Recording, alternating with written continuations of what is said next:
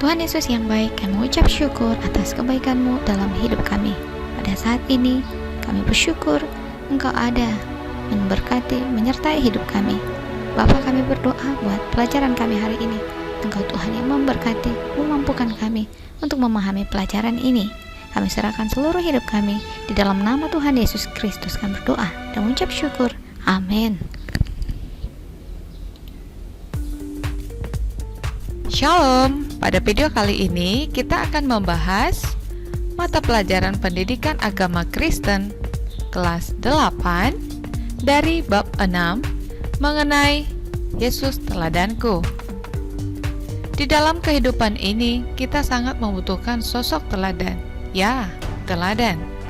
Karena kita sebagai manusia yang terbatas. Untuk itu Yesuslah tokoh teladan yang sempurna sebagai panduan kita dalam bersikap, berpikir, serta bertindak dalam melakukan segala sesuatu. B. Meneladani Yesus. Pada bab ini ada beberapa sumber Alkitab yang mengungkap tentang sifat Tuhan Yesus yang patut kita teladani untuk hidup berkenan kepada Allah Bapa, yaitu yang pertama, Yesus peduli dengan orang yang menderita dalam Markus 1 ayat 40 sampai 45. Nah, ayat ini dapat kamu baca dalam Alkitab ya, yaitu tentang Yesus menyembuhkan seorang sakit kusta. Nah, sebagai ilustrasi, amati pada video ini. Blessed are those who hunger and thirst for righteousness, for they shall be filled. Blessed are the merciful, for they shall obtain mercy. Blessed are the pure in heart, for they shall see God.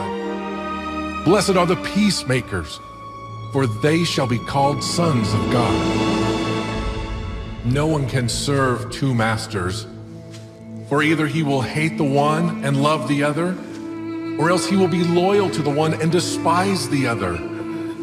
You cannot serve God and mammon. Therefore, I say to you, do not worry about your life, what you will eat or what you will drink. Pada suatu hari, ada seorang sakit kusta datang kepada Yesus ketika Yesus sedang berbicara dengan orang banyak. Is not life more than food, and the body more than clothing?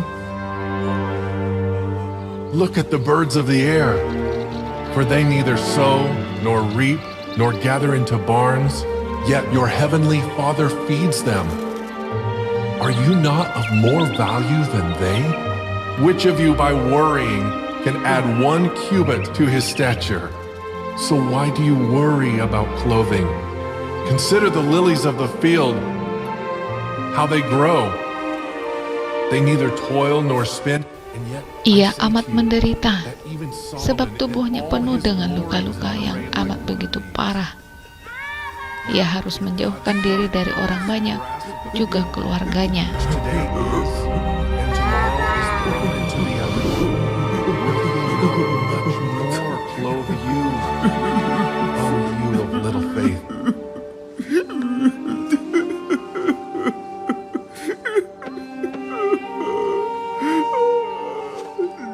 And the rain descended, the floods came, and the winds blew and beat on that house, and it did not fall, for it was founded on the rock.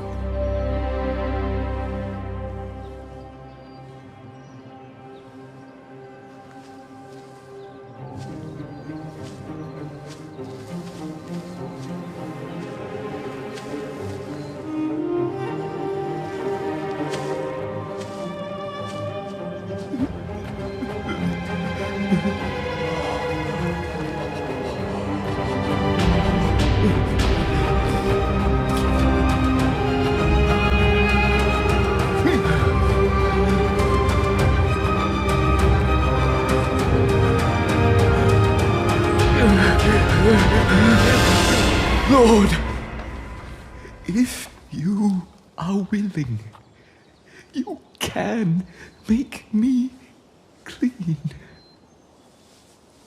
I am willing.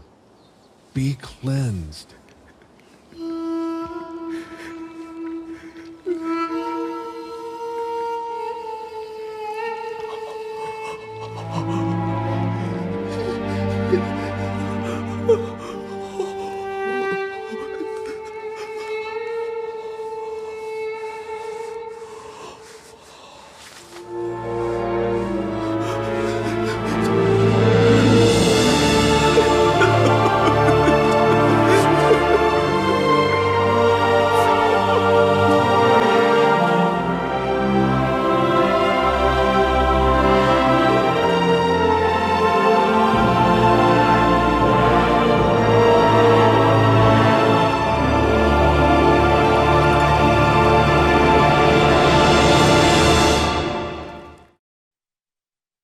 Untuk teladan yang kedua, Yesus dekat dengan mereka yang dilecehkan.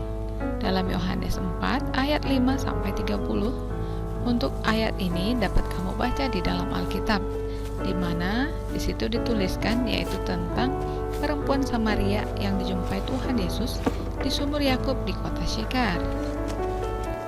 Nah, sebagai ilustrasi, amati video ini.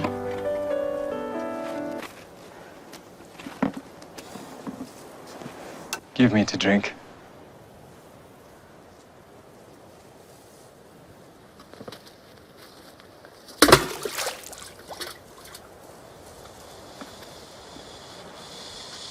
How is it that thou, a Jew, askest drink of me, which am a woman of Samaria? The Jews have no dealings with the Samaritans. If thou knewest the gift of God, and who it is that saith to thee, Give me to drink, thou wouldst have asked of him, and he would have given thee living water.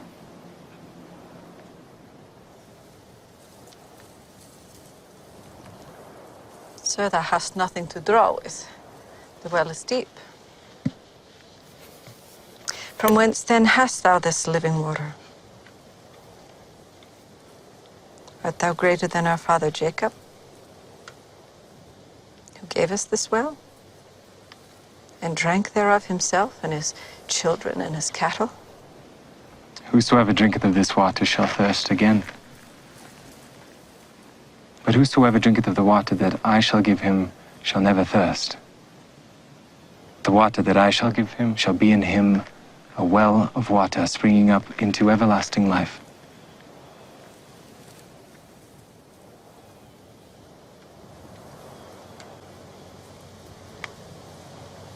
Sir, give me of this water, that I thirst not, neither come hither to draw.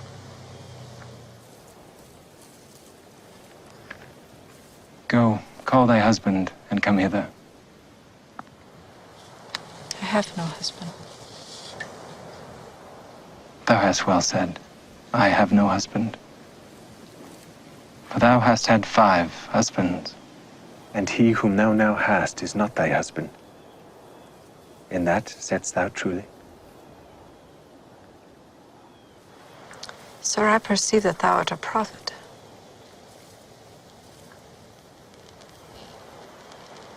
Our fathers worshipped in this mountain. And ye say that it is in Jerusalem that men ought to worship.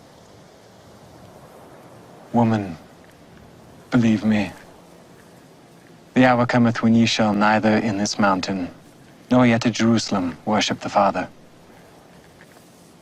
Ye worship ye know not what. We know what we worship, and salvation is of the Jews. But the hour cometh, and now is, when the true worshippers shall worship the Father in spirit and in truth. For the Father seeketh such to worship him. Nah, setelah kita membaca kitab Yohanes 4 ayat 5-30 serta mengamati video ini, kita melihat sikap Tuhan Yesus yang tidak menghakimi dan tetap membuka diri kepada perempuan ini, menyebabkan perempuan ini bersuka cita. Ia bahkan menjadi salah satu penginjil yang pertama yang mengajak sanak keluarga dan teman-temannya untuk menemui Yesus. I that speak unto thee am he.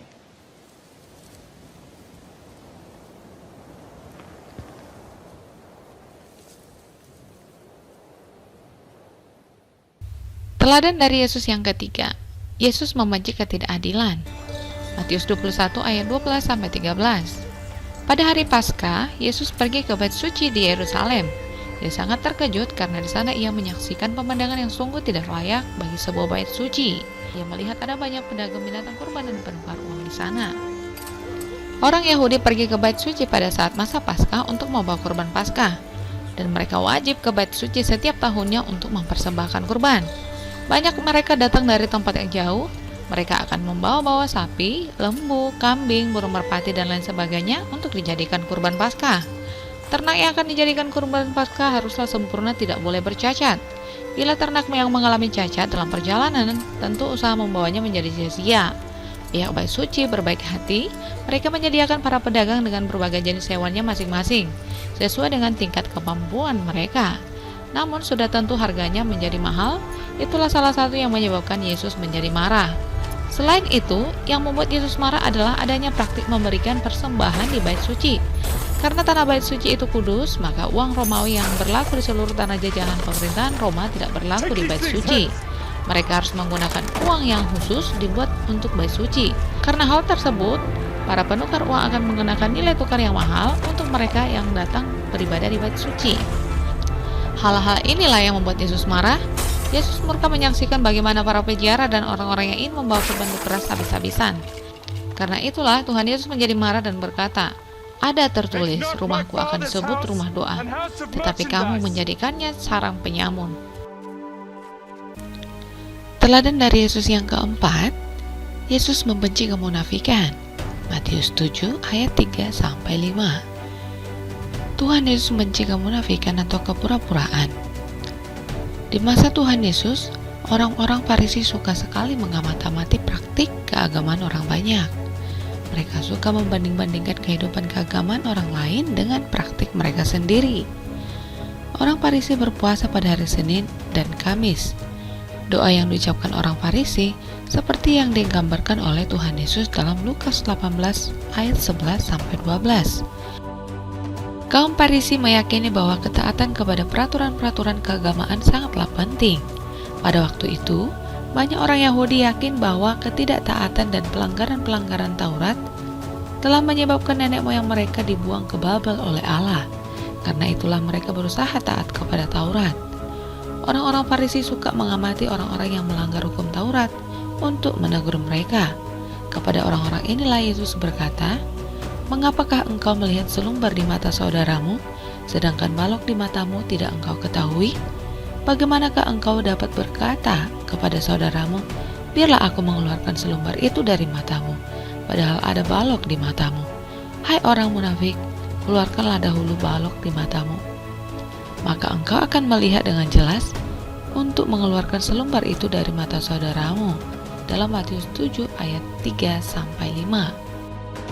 Tuhan Yesus tidak menyukai kemunafikan karena orang munafik biasanya suka menghakimi orang lain yang dianggapnya tidak cukup saleh seperti mereka. Teladan dari Yesus yang kelima, Yesus berdoa kepada Bapanya dalam Lukas 22 ayat 39-43. Pagi-pagi benar, waktu masih gelap, ia bangun dan pergi keluar. Ia pergi ke tempat yang sunyi dan berdoa di sana. Nah, mengapa Tuhan Yesus harus berdoa?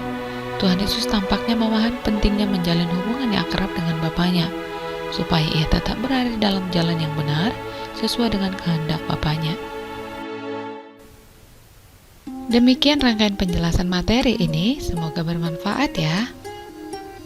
Tekan subscribe untuk up to date informasi video menarik lainnya.